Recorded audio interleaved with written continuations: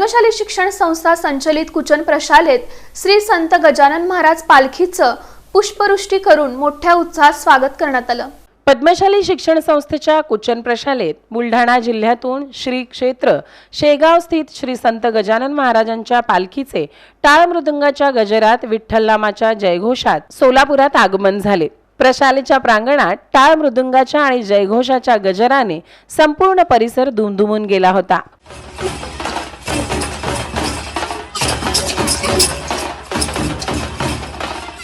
वारकरी मंडळाच्या सूचना ट्रेनच्या 5 चे प्रस्थान पुढील मुक्कामाकरिता सकाळी 6 वाजता राहील।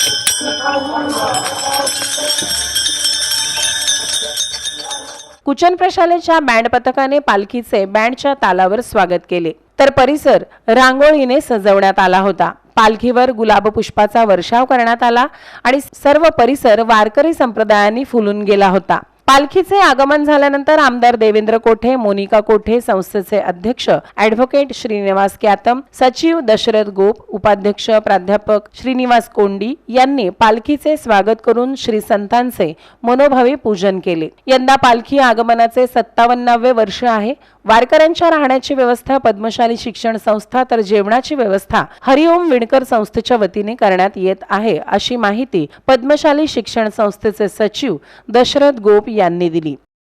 या शाळेचा माजी विद्यार्थी पासून गेले 40 दशके मी या पालखीचं स्वागत म्हणा, मी माझ्या लहानपणापासून म्हणा, एक भावनिक श्रद्धा यावर आहे। सेवा म्हणा, आता सेवा करण्याची संधीही भेटली होती, पण या पालखीचं दिवसेंदिवस स्वरूप पाहता भव्य प्रमाणात होत आहे आणि भक्तांची अडचण होत आहे, म्हणजे दर्शनाची अडचण होत आहे। त्याप्रमाणे अनेक सोय आमच्या संस्थेतर्फे आपण करत आहेत, पण महापालिका असू द्या, शासन असू द्या, त्यांच्या परीने करत आहेत। मी मागील 3-4 दशकापासून बघत आहे की पंतप्रधानांच्या म्हणण्यानुसार स्वच्छ भारत अभियानाअंतर्गत शौचालयाची आणि विशेषतः स्नानगृहाची आज वारकरी 700 किलोमीटरवर येतात, पण आज मैदान पहिल्यासारखं परिस्थिती राहिली नाही। शाखा अनेक वाढलेल्या आहेत, पण स्नानगृह वास्तविक शाळेत कमी असते, तरी शौचालय सुद्धा लिमिटेडच असते।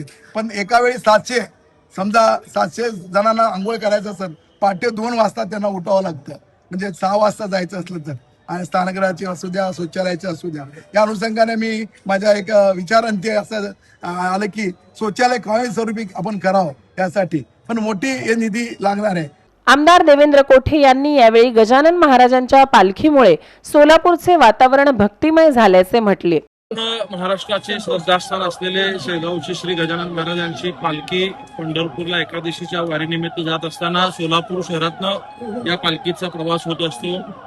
पहिल्या दिवसाचा मुक्काम पूर्व भागातील पद्मशाली शिक्षण संस्थेच्या या प्रांगणात मागील 57 वर्षापासून या ठिकाणी होत असतो। संपूर्ण पूर्व भागाच नाही तर सोलापूर शहर जिल्ह्यातले लोक आवर्जून या ठिकाणी दर्शनाला येत असतात। मी मागील वर्षी आलेलो, यावेळी तुमचे गोप साहेबांनी सुद्धा सांगितलं की आपण आवर्जून या ठिकाणी दर्शनाला यावं। सपत्नीक मी दर्शनाला येते आम्ही मनोभावे प्रार्थना केली आणि मला मनापासून पद्मशाली शिक्षण संस्थेचंही कौतुक करायचं आहे की आपण मागील अनेक वर्ष, अनेक दशकं महाराजांची सेवा अतिशय मनोभावाने सगळेजण करतात।